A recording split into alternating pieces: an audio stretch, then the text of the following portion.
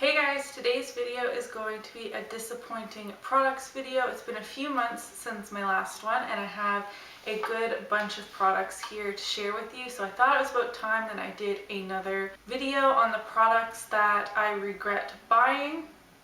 If you're new here, hi, my name is Emily. If you enjoy beauty related content, I would love it if you would subscribe to my channel. There will be a giveaway once we hit 100 subscribers, so make sure you click that button down below so you don't miss out on that. And without further ado, let's get into it.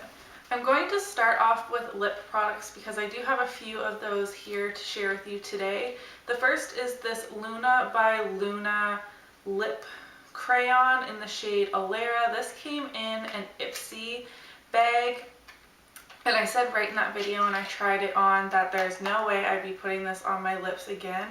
This retailed for like $15 or something ridiculous. It looks like kid makeup. Like, it's super cheapy. The lid isn't even really on there. And like, it just looks really plasticky. It looks like it would be a beautiful pinky nude color. But when I put it on my lips, as you can see here, it is the most frosty pink, and this isn't a very flattering shade of pink in my opinion, not really for anybody.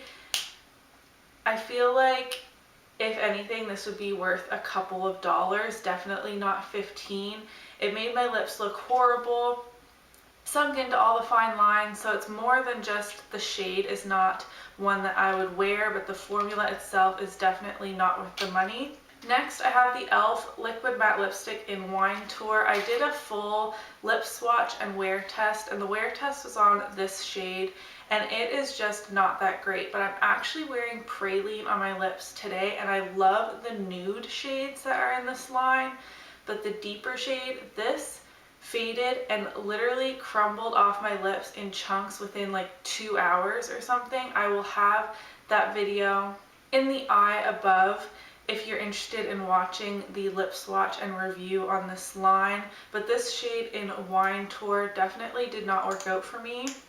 It's a beautiful deep wine color, but if you're interested in picking these up, they're only $5, but I would definitely go with the more nude shades. Another e.l.f. product, this is the e.l.f. Lip Lacquer in Natural. It's just a lip gloss. Now I have it like this because I went to go use it, and I first noticed how sticky it is. I don't know if you can see how shiny the tube is, but like the glue that had held the wand into the top has just not really solidified. Like, I don't know if it melted and never restuck, but the glue itself is everywhere. Like, I'm not even... like, it's all in here. It's definitely not something that I would then put on my lips because I don't want to get glue in my mouth.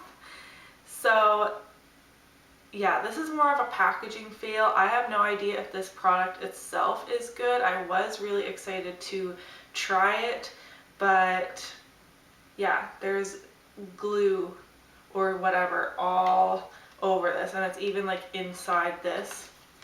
So I was wondering why it looked so shiny, and then I realized once I pulled it out of the packaging and I had a handful of glue that is what happened. Last lip product is this Starlooks matte lip paint in MLP4, so shade 4. This is another product that I believe was in an Ipsy, or maybe it was a BoxyCharm. This is another deep purple shade. It's here next to the e.l.f. one. You can tell that this color family was like what I was reaching for this fall, and these are ones that didn't work out for me. This is incredibly patchy and super drying, like raisin lips status drying.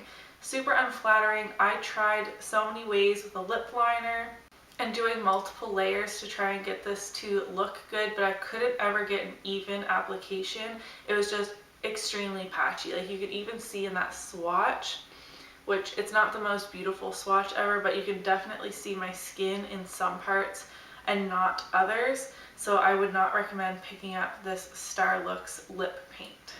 Okay, now on to some more random stuff. This is the Project Beauty Spray Set Go Makeup Setting Spray. This may be the most wonderful setting spray in the world in terms of formula, but the nozzle on this I can't even deal with. I don't know if you'll be able to tell. Do you see how aggressive that is? Like, I try and hold it as far as my arm will extend, and I still get sprayed like with a garden hose with this. It ruins your makeup. It sprays that hard, and then your face is full on wet, like with droplets running down and leaving streaks. I can't get this to work. I've tried like spraying it into the air and then like trying to catch it with my face, but I just feel like that's really ridiculous for a setting spray when I have others that have really great misters on them. Even an e.l.f. one that I have has a much better mister on it than this. This is another product we received in a BoxyCharm. Maybe if I empty out my MAC Fix Plus or something, I will dump this setting spray into that bottle because that nozzle is much better. Or maybe I'll give it to a friend. I'm not really sure how anybody would get on with this mister though. This was a little foil sample of the Givenchy Mr. Matte Mattifying Primer. I was really excited to try this. I've been trying to dabble into more luxury makeup because I really don't have a lot of experience with like the super high-end makeup. So I got this little sample in one of my Sephora orders. I looked greasier than normal when I used this. Now I know a lot of products are different in foil packets than they are when you buy the full-size product, but this was so bad that I don't even want to give the full size a try. My foundation literally just slid off my face. Now it could be that this is so pore filling it made like a slippery surface on my skin. I'm not really sure, or if it made me actually more oily than normal, but either way I was having a horrible makeup day the day that I used this. Next thing I have here is this Aurora times Ipsy Pro Color Corrector in Pistachio. I tried this out in an Ipsy bag unbagging as well. It is a green color corrector which is used for redness. I didn't find that this did anything for me. It wasn't necessarily bad, but it didn't really do what it says it's supposed to do. So I know it was a collaboration with Ipsy, so you probably can't go out and buy it anyways, but just to let you know, this product was not very good. Another concealing type product, this is the L'Oreal La Touche Magique Perfect Match Highlighting Concealer. Not only is the color of this really strange, it is full on yellow. There. I could get the color to work with a peachy colored setting powder to kind of balance everything out and make it look good, but this remains so sticky, like uncomfortably sticky. Like if you move your eye, it like, I don't know, you could feel it there. I really don't think I'm explaining that very well, but I couldn't get this set down very well. And then because it was so sticky, if you like squint or anything, when your eye wrinkles up a little bit, it like stuck together and formed horrible creases. So I would not recommend this L'Oreal concealer. Next is the Fresh Soy Face Cleanser. I think I must have a soy allergy or something in like more potent quantities. I don't know. This made me break out really bad. I love the smell of it. It has like a cucumber smell. It was super gentle. It removed makeup really well. I thought this was amazing. I was almost prepared to say goodbye to my Philosophy Purity Cleanser and use this one instead, but I started to break out really bad after using it for about a week, and then I stopped using it because if I start breaking out after introducing a new skincare product, I want to make sure it's not just like a hormonal thing or a makeup product, so I try and introduce things one thing at a time. So I stopped using this, went back to my old skincare routine for about a week, my skin cleared up, I introduced this again one more time just to make sure skin broke out again. So that's how I know that this was breaking me out really bad. I also broke out really bad after trying soy ice cream, so I wonder if that is the reason why. However, I eat like soy sauce and there's soy in a lot of other food products as well, and I'm assuming makeup and skincare too, but I think that must be why I'm breaking out. I don't know. If you had a similar experience, definitely let me know. I'm trying to figure out maybe what I'm having a sensitivity to so I can eliminate it, and maybe all my skin issues would be solved. Now, the last product I have here isn't really fully included in this video. I'm just going to leave this here for a second. I've only used this, today is the third time. I got this in the Sephora VIB sale haul. Now I'm going to do a more in-depth review on this because I think that's really important, but I'm going to give you the highlight reel, if you will. These shades,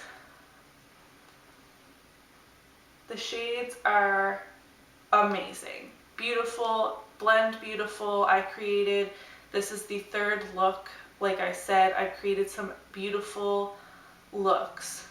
However, today I used Crackle, which is this shade, and as you can see, it is a chocolatey brown with gold glitter. Do you see any glitter besides maybe one or two little specks on my eyes? It all fell on my face after like 2 minutes. So I was pretty disappointed with that, but like I said, this is only the third time I've been using it. That was the first time I used this shade. The staying power on this is horrendous. I have tried, today is third primer. I actually have the MAC Paint Pot and Painterly on this eye and the Milani eyeshadow primer on this eye, and I've tried it with no primer on one eye. Like, I'm trying to experiment and see if that is maybe affecting it. But after about 4 or 5 hours, the other 2 times I've used this palette, the eyeshadow is gone in either big patches or all through my crease, or it's just gone completely.